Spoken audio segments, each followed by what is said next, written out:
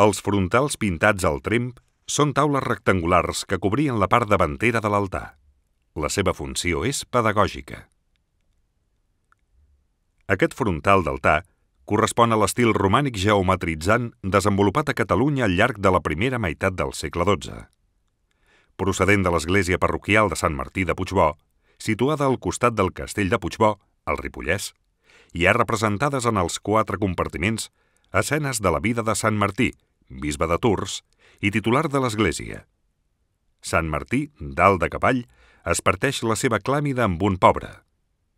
El sant bisbe ressuscita un catecumen mort abans de rebre el baptisme, l'escena de la mort del sant, i 2 àngels traslladen l'ànima del sant cap al cel. Aquestes 4 escenes estan dividides per una franja horitzontal amb una inscripció en llatí transcrita per M. Gros que diu: «Per haver estat generós amb el pobre a la terra, ara Martí viu al cel».